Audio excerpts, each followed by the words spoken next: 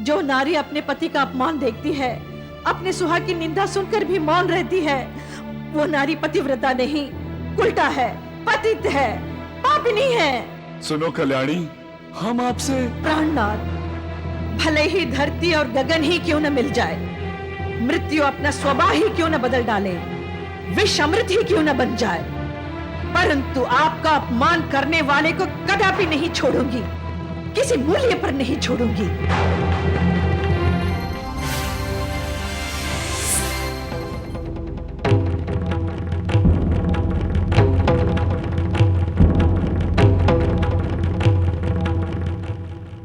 स्वामी, कृपया अपने नेत्र खोलिए स्वामी।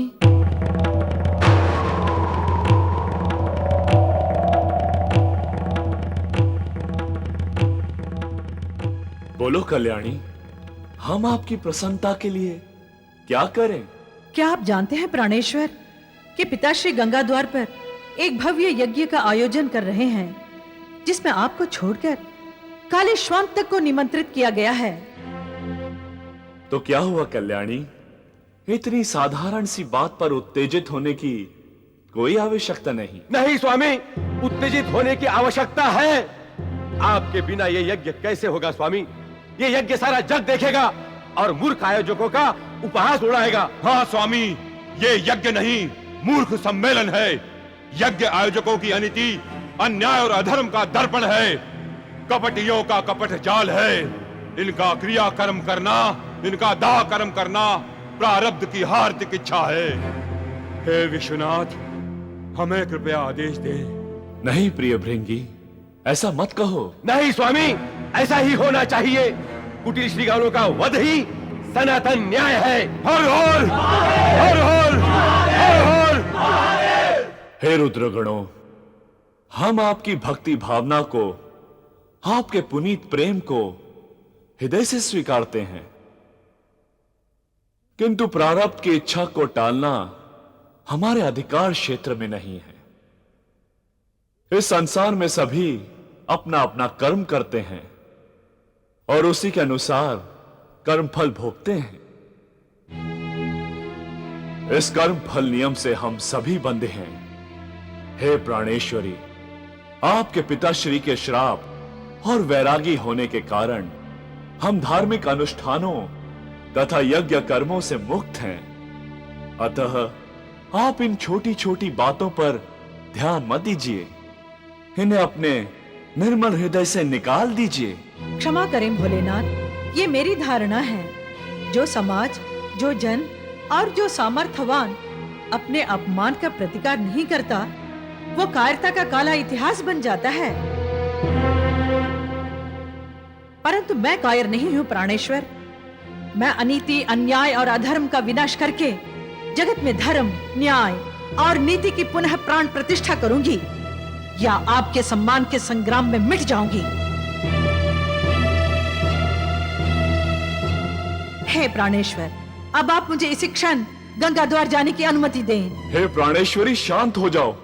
आपका ये क्रोध संसार को डांवाडोल कर देगा। आप हमें अकेला छोड़कर वहां जाने का हठ त्याग दीजिए। प्राणेश्वर, आज मेरे मन में प्रश्नों का ज्वालामुखी धधक रहा है। मैं दक्षराज से पूछना चाहती हूँ कि उन्होंने क्या सोचकर, किन मूर्खों के परामर्श को मानकर काले श्वान तक को यज्ञ में निमंत्रण दिया है, किंतु त्रिलोक नायक भोले भंडारी को नहीं।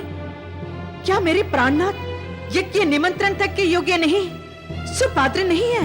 हे प्राणेश्वरी, शांत हो जाओ। ऐसे कैसे हो सकता है प्राणनाथ? आपका अपमान मानवता का अपमान है, आपका अपमान सनातन संस्कृति का अपमान है, आपका अपमान संपूर्ण विश्व का अपमान है। मन से बोलो, मन से बोलो। हाँ स्वामी, माता सती सत्य कह रही हैं। हे नाथ, हमारी इच्छा पूर्ण कीजिए, हमें गंगा द्वार जाने की अनुमति दीजिए। हाँ स्वामी, हमें मातेश्वरी की इच्छा पूर्ण करने का आदेश दे। हे स्वामी, यदि उस दिन आपने हमें आदेश दे दिया होता तो आज हमारी माता श्री को कष्ट पहुंचाने वाले षड्यंत्रकारियों का नरक में निवास होता। आपके अपमान की योजना बनाने वालों का गंगा द्वार पर मेला नहीं लगता। हे स्वामी, हम आपके स्वामी भक्त सेवक हैं। हम अपने प्राण दे देंगे परंतु किसी भी मूल्य पर आपका अपमान सहन नहीं करेंगे। हर हर हर हर। शांत हो जाओ रुद्रगणों, शांत हो जाओ। नहीं स्वामी, हम इन कपटी श्री कालों को माटी में मिला देंगे। आपके अपमान का प्रतिशोध लेने के लिए हम सब रिपुदमनों की भुजाएं फड़क रही हैं। स्वामी, हमें आदेश दीजिए, हमें शीघ्र आदेश दीजिए।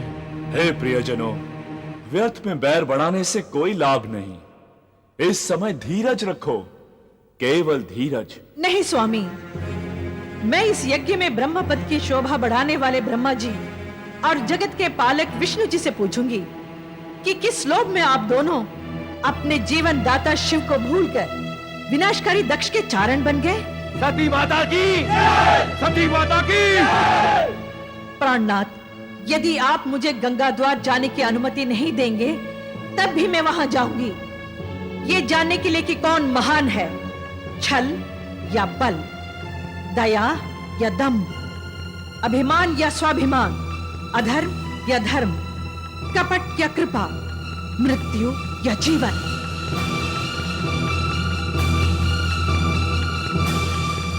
मैं संसार का भाग्य लिखने वाले विधाता से पूछूंगी, मैं जगत नारायण से पूछूंगी, मैं यज्ञ में भाग लेने वाले स्वार्थी समाज से पूछूंगी, क्या जीवन दान का बदला विश्वासघात होता है? क्या उपकार का बदला छल कपट होता है, षड्यंत्र होता है? हमारा कहा मानो प्राणेश्वरी, अपने शोभ और क्रोध को त्याग दो, ये हमारी विनती है आपसे। नहीं स्वामी, जो नारी अपने पति का अपमान देखती है, अपने सुहाग की निंदा सुनकर भी मौन रहती है, वो नारी पतिव्रता नहीं, उल्टा है, पतित है, पापिनी है। सुनो कल्याणी, हम आपसे। प्राणनाथ, भले ही धरती और गगन ही क्यों न मिल जाए, मृत्यु अपना स्वभाव ही क्यों न बदल डाले, विष अमृत ही क्यों न बन जाए, परंतु आपका अपमान करने वाले को कदापि नहीं छोड़ूंगी, किसी मूल्य पर नहीं छोड़ूंगी। सुनो कल्याणी, कल्याणी मत जाओ, कल्याणी हमें अकेला छोड़कर मत जाओ, कल्याणी।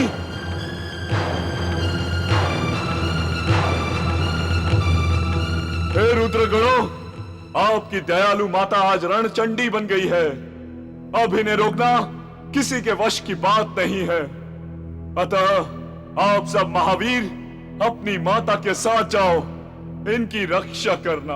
हाँ स्वामी, आपका आदेश ही हमारे लिए सब कुछ है। हम माता की आन पर न्योछावर हो जाएंगे, माता के आदेश पर मरेंगे या मर जाएंगे। महावीरों, देखते क्या हो, अपने अपने शस्त्र उठाओ, शीघ्र चलो। हर हर हर हर हर हर हर।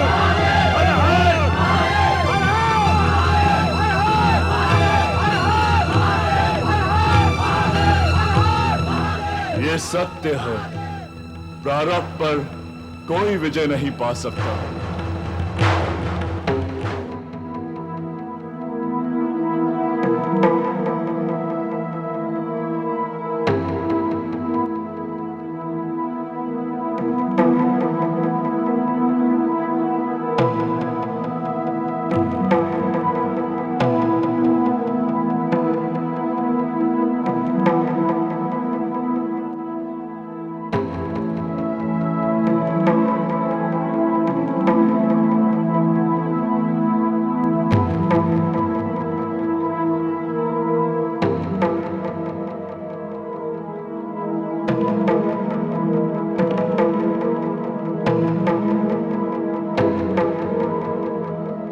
देवाध्यक्ष परम पूज्य दक्ष प्रजापति पधार रहे हैं।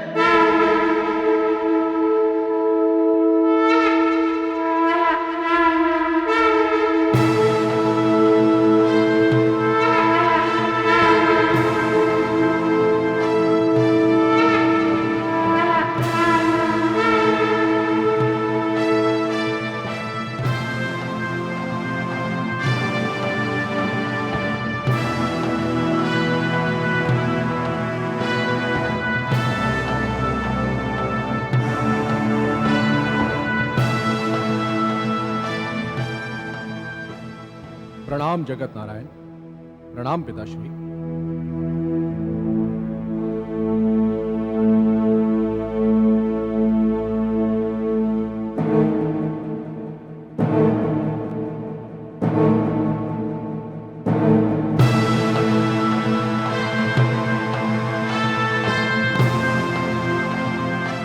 हे पूज्यवरों, कृपया स्थान ग्रहण करें। आज हम धन्य हो गए। हमारे सपनों के साकार इस विराट यज्ञ में यज्ञ पुरुष के रूप में स्वयं विष्णु जी विराजमान हैं। जैसे कि आप सबको ज्ञात है, हमारे विष्णु जी ही यज्ञ हैं, यही यज्ञ की आहुति है और यही यज्ञ के प्रतिफल भी हैं। इतना ही नहीं, यज्ञों के रचयिता, कुल के कल्प वृक्ष हमारे पिता श्री ब्रह्मा जी भी यज्ञ ब्रह्म के रूप में शोभायमान हैं। उनके साथ साथ देवेंद्र सहित सभी देवगण स्वयं यज्ञ के रक्षक बने हुए हैं। सारे के सारे वैदिक मंत्रों के ऋषि जो वेदों के प्राण हैं, वो देवगुरु बृहस्पति और नवग्रहों के साथ विद्यमान हैं। इस यज्ञ का मंगलकारी और ऐतिहासिक होना स्वाभाविक है